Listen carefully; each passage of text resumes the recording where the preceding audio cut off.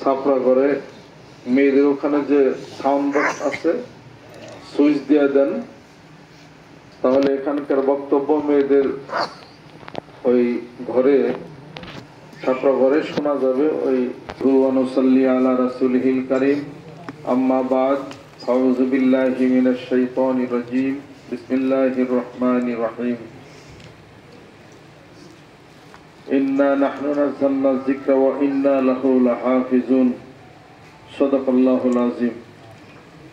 সম্মানিত মুহিব্বিন ইকরাম, বন্ধুরা, পর্দার আড়ালে অন্তরালে মা ও বোনেরা, সবাইকে আন্তরিক মোবারকবাদ, সম্মান এবং শ্রদ্ধা জানিয়ে আজকের এই পবিত্র জুমার নামাজের আদায়ের পরে বসে আছি। সবাইকে ধন্যবাদ জানাই, আন্তরিক ভালোবাসা, সম্মান, শ্রদ্ধা, আদর, স্নেহ, মায়া, মমতা।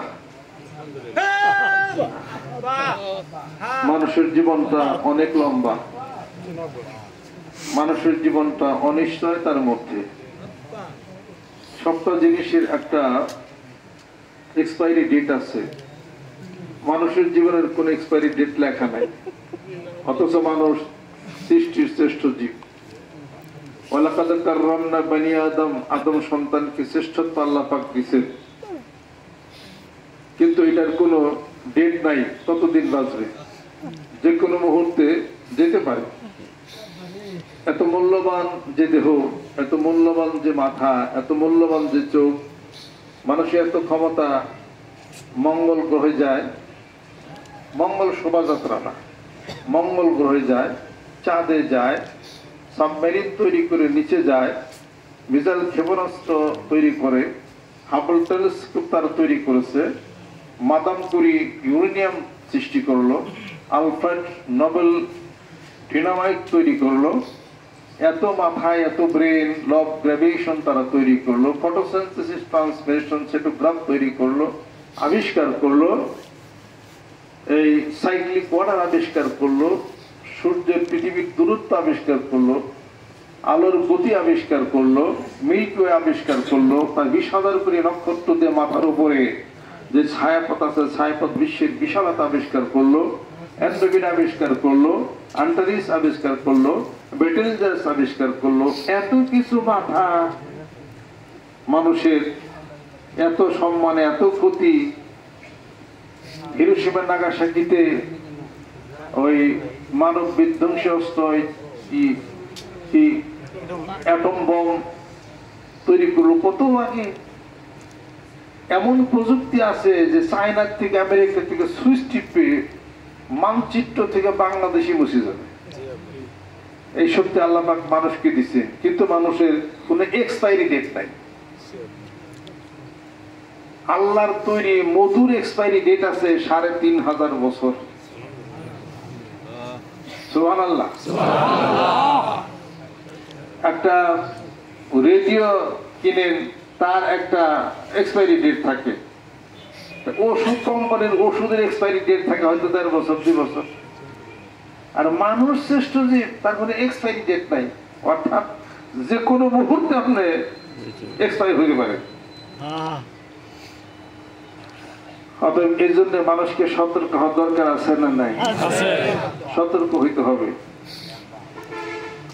পিছে পিছে ঘুরতেছে সমন, পিছে পিছে ঘুরতেছে আজরাইল, পিছে পিছে ঘুরতেছে মালাকুল মউত। যে কোনো মুহূর্তে আপনার জানটা নিতে পারে। আপনি যদি জানেন পিছে পিছে বাঘ ঘুরে, খাওয়া পড়া হবে, স্কুল কলেজ বন্ধ হবে কিনা? যে বাঘ পিছে পিছে ঘুরে, কোন মুহূর্তে বাঘ জানে আপনাকে, যে কোনো মুহূর্তে আপনাকে আক্রমণ করতে পারে। তার দুনিয়াদারি সমন্ধকার হবে কিনা? বাঘে দৌড়লে ঝাড়া মারা দিয়ে ছোটার কোন ব্যবস্থা আছে? পাশের মানুষ এসে বাইরে বেড়ে ছোটাইব। আজরাইল দৌড়লে কিন্তু ছোটার কোন ব্যবস্থা নেই। আজরাইলে মন দৌড়লে কিন্তু জান নিয়েই ছাড়বো। কথা ঠিক কিনা? বাঘের ডরাও, আজরাইলে ডরাও না, ওটা তো দিই দেয়। এই সমস্যা তো এক জায়গা। এই জন্য কবি বলেন, তোমার পিছে পিছে ঘুরছে সমন, পিছে পিছে পিছে সমন ঘুরতেছে যে কোনো মুহূর্তে। কোরআনুল কারীমের মধ্যে আল্লাহ পাক ঘোষণা করেন, ইদা জাআ আজালুহুম লা ইস্তাখিরুনা সাআতাও ওয়া লা ইস্তাকদিমুন। মৃত্যু যখন এসে যাবে, আমার পক্ষ থেকে সমানদারি যখন হয়ে যাবে, আজরাইল যখন চলে যাবে, ঘরের দুয়ারের সামনে একটা হাঁক দিবে, দরজাতে একটা টোকা দিবে আর বলবে, ও ঘরের বাসিন্দা, আমি আজরাইল হাজির হয়ে গেছি। 1 ঘন্টা আগেও না, 1 ঘন্টা পরেও না। তোমার রূহটা নিয়ে আমি আল্লাহর কাছে জমা দিবে। মাটির দেহটা মাটির সঙ্গে লুটাইয়া পড়বে, জমিনের মধ্যে পড়ে থাকবে। বুবা কান্নার জিজ্ঞাসায় ক্ষত বিক্ষত হয়ে যাবে, ছেলে সন্তান কান্নাকাটি শুরু করে দিবে। এটা কবে হবে, কোন সময় হবে, মহান মাবুদ জানেন, আর কেউ জানে না। সুবহানাল্লাহ। ইন্নাল্লাহা ইনদাহু ইলমুস সাআহ ওয়া ইউনাজ্জিলুল গায়সা ওয়া ইয়া'লামু মা ফিল আরহাম ওয়া মা তাদরি নাফসুম মাযা তাকসিবু গাদান ওয়া মা তাদরি নাফসুম বিআইয়ি আরদিন তামুত ইন্নাল্লাহা আলিমুন খাবীর।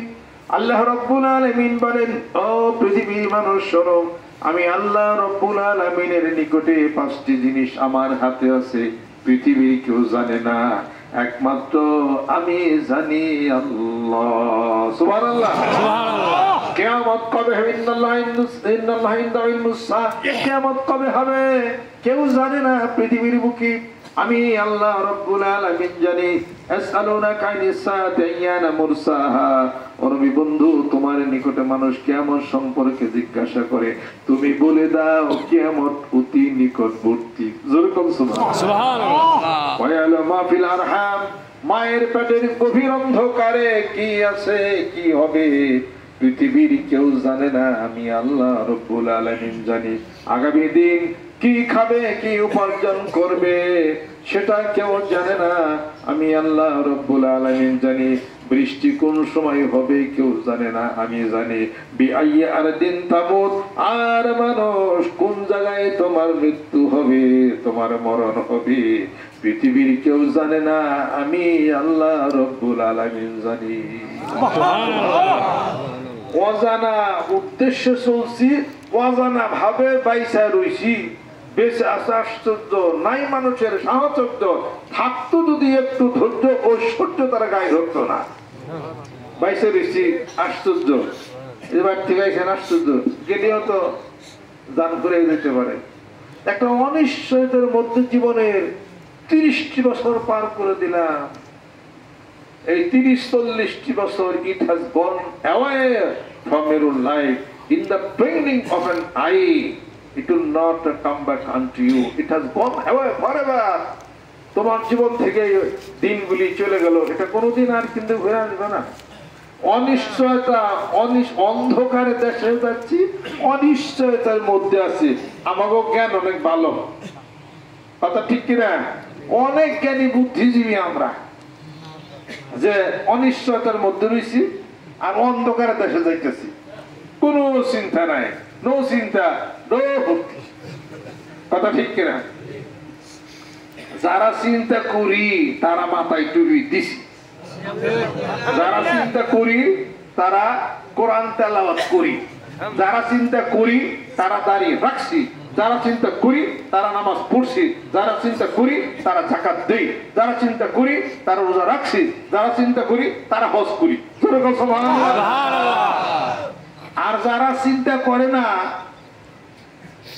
তারাই ওই যে ফিলিস্তিনে মানুষ মানে, কথা লক্ষ্য করছে?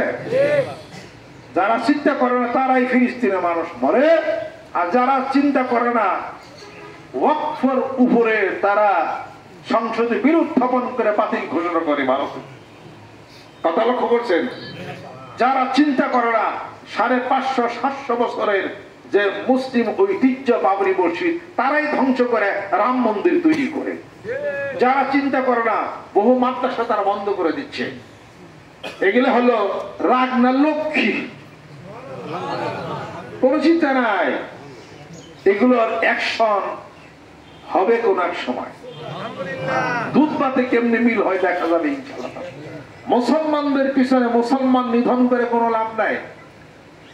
ওই সমস্ত ইসলাম বিদ্বেষীরা ইসলামের সাথে পারে না, কোরআনের সাথে পারে না, তারা মুসলিম নিধনে তারা পাগল হয়ে তারা লাগছে। সারা বিশ্ব পৃথিবীর বুকে 3 থেকে 3,500 ধর্ম আছে, তার মধ্যে 350 হলো পরিধানযোগ্য সবচেয়ে নাম করা। তার মধ্যে খ্রিস্টান ধর্ম হলো এখন 1 নম্বরে আছে জনসংখ্যা খ্রিস্টান ধর্ম এখন 1 নম্বরে আছে। দ্বিতীয় স্থানে আছে হলো ইসলাম ধর্ম। দ্বিতীয় স্থানে জরিপে দেখা গেছে আগামী 20 বছরের মধ্যে ইসলাম ধর্মের জনসংখ্যা সবার উপরে সর্বোচ্চ চলে যাবে। ইহুদিবাদী আর খ্রিস্টানবাদীদের মাথার মধ্যে টনক নড়ছে, মুসলমানদেরকে ফিরাইতে পারবে না, যেহেতু কোরআনুল কারীম হাতে আছে। আর কোরআনুল কারীমের মালিক কে? হেফাজতের মালিক কে? ইন্না নাহনু নাযালনা যিকরা ওয়া ইন্না লাহু লাহাফিজুন। আল্লাহ রাব্বুল আলামিন বলেন, কোরআন আমি নাযিল করেছি, এই কোরআনুল কারীমের হেফাজতকারী আমি আল্লাহ রাব্বুল আলামিন। সুবহানাল্লাহ। কোরআন আমি নাযিল করেছি, কোরআন আমি হেফাজত করব। ওকে মাথার মধ্যে ঠাডা পড়ছে, কথা খেয়াল করছেন? কোরআনকে ফেরানো যায় না, মুসলমানদেরকে ফেরানো যায় না, কোনোভাবে পারা যাচ্ছে না। কারণ কি? এরা সব মুসলমান মেরে ফেলাও, মসজিদ ধ্বংস করে দাও। আর টুপির দাড়ি যারা রাখে এরা হলো সন্ত্রাসবাদ। আমরা বলে সন্ত্রাসবাদ, ওরা মানুষ মারে, ওরা হলো হুজুর, ওরা হলো ফেরেশতা। কথা লক্ষ্য করছেন? ইরাকের রবি সংবাদিত নেতা আপনার সাদ্দাম হোসেন মানব বিধ্বংসী অস্ত্র বলে ইরাকে আছে। জাতিসংঘ থেকে টিম গেল, সেই টিম ইরাকে তালাশ করতে করতে বের করলো যে মানব বিধ্বংসী কোনো অস্ত্র কোনো কিছু ইরাকে পাওয়া যায় নাই, কিন্তু তারপরও সাদ্দামকে মারতেই হবে। কথা লক্ষ্য করছেন?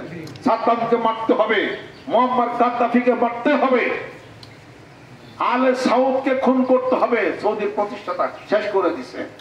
এবার হলো ফিলিস্তিন শেষ করতে হবে, শেষ করতে হবে সিরিয়া, শেষ করতে হবে হার্জেগোভিনার মুসলমানদেরকে, শেষ করতে হবে গাজাকে।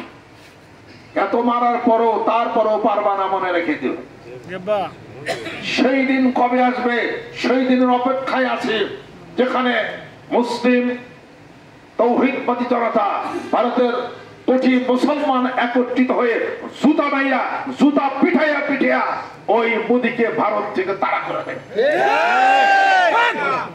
সারা বিশ্ব যেদিন ওই আমেরিকার বিরুদ্ধে যেদিন সব জাহাজ ঘোষণা করবে, ওই দিন বুঝবে আমেরিকার ওই ডোনাল্ড ট্রাম্প কত ভাতে কত চাল।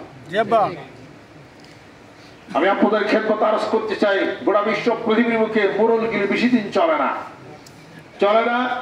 তার কারণ আল্লাহ পাক সূরা বনী ইসরাঈলের মধ্যে ঘোষণা করেন, ওয়াইজা আরাদনা আন নুহলিকা কারিয়াতান আমারনা মুত্তাফিহা ফাফাসাকু ফিহা ফাহাক্কা আলাইহিল কাওলু ফাদাম্মারনাহা তাদবীরা। সুবহানাল্লাহ।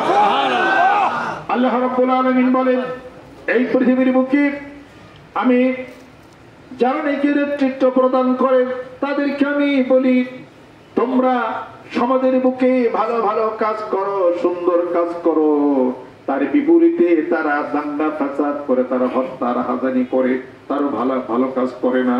আল্লাহ রাব্বুল আলামিন বলেন, তাদের বিরুদ্ধে বিচার ফয়সালা তো আমি আল্লাহর পক্ষ থেকে হয়ে গেল। আমি আল্লাহ পাক কোন একদিন তাদেরকে সমূলে ধ্বংস করে দিব।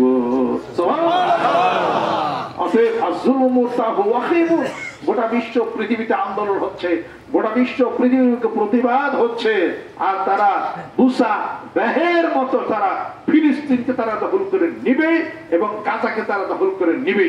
এ পর্যন্ত প্রায় 50,000 মানুষ, শিশু মানুষ সবাইকে খুন করে ফেলছে। আমি আপনাদের ক্ষেত্রে তারস করতে চাই। আর ভারতের মোদী তার মস্তককে পাকাপুক্ত করার জন্য হিন্দু সম্প্রদায়ের ভোটটাকে পাওয়ার জন্য সে এই ব্যবস্থা করেছে। আগামী নির্বাচনে যারা মোদীকেই তারা নির্বাচন করে। কতদিন মুসলমানদের সংখ্যা বেশি কিনা? হিন্দু সম্প্রদায়ের হলো এক পোলা এক মায়া, কথা খেয়াল করছেন? মুসলমানদের হলো 6 পোলার পরে 3 মায়া। সংখ্যা কাকে বেশি? হ্যাঁ, আল্লাহ পাক বলছেন যে, আল্লাহ রাসূল সাল্লাল্লাহু আলাইহি ওয়াসাল্লাম বলছেন যে আমার উম্মতের সংখ্যা খালি বাড়বই। সুবহানাল্লাহ। বাড়তে বাড়তে এমন হইব যে হ্যাঁ টুপি আর দাড়ি ছাড়া কিছুই থাকবে না। সুবহানাল্লাহ। আমি আপনাদের খেদমত আরজ করতে চাই, গোটা বাংলার জীবনের বুকের তৌহিদবাদী জনতা সকলে প্রতিবাদ করতেছে, আমরাও সেটা প্রতিবাদ করি। আমরা ফিলিস্তিনের পক্ষে, গাজায় নির্যাতিত মুসলমান যারা আছে তাদের পক্ষে আছে। এদেশের ওলামা একরাম, ওলামা দ্বীন, তারা ইসলামের সপক্ষে যে আন্দোলন করে তাদের সপক্ষে সুর মুনিয়ে মানিকগঞ্জ দরবার শরীফে আমরা সেই কথাই বলেছি। আমরা কোনো পার্টি করি না, কিন্তু ইমানের দীপ্ততা তো আমাদের ভিতর আছে। কোরআনকে তো ভালোবাসি, রাসূলকে ভালোবাসি, দাড়িকে ভালোবাসি, টুপিকে ভালোবাসি। সারা বিশ্ব পৃথিবীর মুখে মুসলমানদেরকে মাথায় টুপি যারা দিছে তাদেরকে সন্ত্রাসবাদ বানানো হয়েছে। তাদের অলস টাকা দিয়া, তারাই মানুষদেরকে টাকা দিয়া দাড়ি রাখায়, তারাই মানুষদেরকে টাকা দিয়া মাথায় টুপি দিয়া অসামাজিক কার্যকলাপ করায়, বোমাবাজি করায়, মানুষ খুন করে, মনে করায়, সমাজকে জানায় যে ইসলাম হলো সন্ত্রাসবাদ। নাউজুবিল্লাহ, নাউজুবিল্লাহ। বাংলাদেশে কোন পীর, কোন পীরের দল, কোন হুজুর বমনে ধরা পড়ছে? জোরকন বমনে ধরা পড়ছে কারা? তারা নাকি ওই যে বোমাবাজি যারা করছে দাড়ি দিয়া মাথায় টুপি দিয়া, এরা হলো ইসরায়েলের গোপন টাকার হলো কেনা হলো বুড়া। কথা লক্ষ্য করছেন? তাদেরকে টাকা পয়সা দিয়া দিয়া জায়গায় জায়গায় বম্বিং করে দেখাইছে যে ইসলাম ভালো না, ইসলামের সন্তান। অর্থাৎ মুসলিম দেশগুলিকে ধরতে হবে সেই সুবাদ। এটা আপনাদেরকে অবশ্যই বুঝতে হবে। কাজে করে আমি একটা প্রোগ্রামে গেছিলাম, মাগরিবের সময় ওই লোক হলো আমার মুরিদ। ঘরে গেছে যাওয়ার পরে খাটের মধ্যে বসছি, বসার মাঝে আর আগেও ঘটনা বলছি আমি। খাটের মধ্যে বসছি, উনি ওনার পোলারে ডাইকে আনছে। খেয়াল করলাম যে ডাইকে যদি একটা কথা বলি, আমি আবার জিকির আজকার এগুলো সম্পর্কে অনেক কথাবার্তা বলছি। এটা যেমন জঙ্গি তা তো বোঝায়নি না। পরে হেলুক করলে আব্বা কি যে বিপদ আমার হয়েছে, আমি আপনার কাছে মুরিদ, আমি একজন নামাজ কালাম পড়ি, আর আমার এই পোলা জঙ্গির মধ্যে নাম লেখেছে। আমার টাকা পাই করে, কয় আল্লাহ জানে টাকা পাই করে। টাকা আবার কোন জায়গা থাকব? টাকা তো কোন জায়গা থেকে আসে বুঝলেন না আপনারা? এর দিকে টাকা আসবে। অস্থিতিশীল পরিস্থিতি সৃষ্টি করার জন্য বাংলা জমিনের বুকে বহু চেষ্টা করা হয়েছে। তারা বলেছে বাংলাদেশে নাকি আইএস আছে। বাংলাদেশে কোনো আইএস নাই, বাংলাদেশে ধর্মপ্রাণ মুসলমান আছে। পরে আমি কিছুক্ষণ কথাবার্তা বললাম, বলার পরে ওনার ওই ছেলের পিতা বলে খারে গেছে। ওই সারা হাফ একটা গেঞ্জি গায়ে দিয়ে এমনি করে খারে গেছে, দাড়ি খাটা খাটা, চোখটা লাল, মাথায় টুপি নেই, বুঝেন? এমনি করে খারে গেছে। তা তোর বাপে মনে করছি কি যে এতক্ষণ ধর ওয়াজ বয়ান করলে আমি বলে মুড়ি দেবো, জিকির করবো, মাথায় টুপিটা দিব। কেবলি কইছে যে তেলে বয়াত মুড়ি দিয়ে যায়, আজকে নামাজ পড়, জিকির কর। যদি কয়ে পারে দরকারের মধ্যে এক হাত দিয়া একটা গুটা দিল, হুম, আর আরেক হাত দিয়ে এই দরজা আরেক গুটা দিল, হুম। আমার বাড়ছে রে 3 নম্বর হুম আমার সামার মধ্যে যা থাকে। এক হুম তো এক দরজার এক পাল্লা, আরেক হুম আরেক দরজা আরেক পাল্লা। 3 নম্বর হুম তো আমারই দিব। আমি মোটামুটি রেডি হয়ে গেছি, নাস্তা নাস্তা দিয়েছি, আমি হাত গুটাইয়া চাওয়াইছি একটাই মারো। আমার হুম চতুর্থ হুম রেডি রয়েছে। আমি আমার তা দেখলাম আমার কিছু কইলো টইলো না, 2 দরজার মধ্যে হুম, এটার মধ্যে আরেক হুম, ধাক্কা দিয়া গোটা বেরিয়ে গেছে। আমি এই ধরনের হুম তো জীবন আমার ঘটনা কি কাপড়তে এই তালে তুই আমি পারতাছি না। এরা রাত্রি জানি কি বুদ্ধি ধরে খাসি মারে খায়, টাকা পয়সার অভাব নাই তো না। কোথেক আসে টাকা? কোথা থেকে আসে? এগুলো হলো সব বিভিন্ন দেশ থেকে আইসা সুন্দর বাংলাদেশের মধ্যে মারামারি কাটাকাটি বলছে, ওরাই হলে বম্বিং করে, নিজে মারে মরে। প্রকৃতপক্ষে কোরআনকে যারা ভালোবাসে তারা নিজে মারে না, কাও না। এরা হলো সন্ত্রাসবাদী গোষ্ঠী, এরা হলো আলাদা একটা গোষ্ঠী। তারা প্রমাণ করতে চায় যে ইসলাম হলো সন্ত্রাস, টুপিধারী হলো সন্ত্রাস। কথা লক্ষ্য করেছে? অতএব আমরা যারা দেশের নীতির পরিবর্তনের কথা বলি, নেতার পরিবর্তন করেন না। এক নেতা হয় আবার আরেক নেতা আসে, নেতার পরিবর্তন না করে নীতির পরিবর্তন করে। নীতির পরিবর্তন করে দেশে শান্তি প্রতিষ্ঠা হবে। নীতির পরিবর্তন করতে গেলে কোরআনের হাদিস শরীফের নীতি আনতে হবে। সেই নীতির মধ্যে, যে রাজনীতির মধ্যে কোরআন হাদিস শরীফের নীতি নাই, ওটা রাজনীতি না, ওটার নাম হলো দুর্নীতি। কথা খেয়াল করছেন? ওটার নাম হলো দুর্নীতি। দুর্নীতি দিয়ে কোনদিন এই দেশ কখনো ভালো, কখনই কিছু করা যাবে না। কোরআনকে ভালোবাসেন, হাদিস শরীফকে ভালোবাসেন, যে দলে আপনারা থাকেন না কেন, এদেশকে যে দলে আপনারা শাসন করেন, কোনো দিন শান্তি প্রতিষ্ঠা করতে পারবেন না। কোরআনের নীতি, হাদিস শরীফ নীতি, এবং সেই নীতির অনুসরণে আরো বিশ্বের সাথে যোগাযোগ করে, আলাপ আলোচনা করে, মাথায় টুপি দিয়া জুব্বা পরে তাদের সাথে বসাবসির ব্যবস্থা করে করলে আরো বিশ্ব আমাদের দেশে হাত বাড়ালে কোটি কোটি আপনার দেড়হাম, আপনার কুইটি দিনার,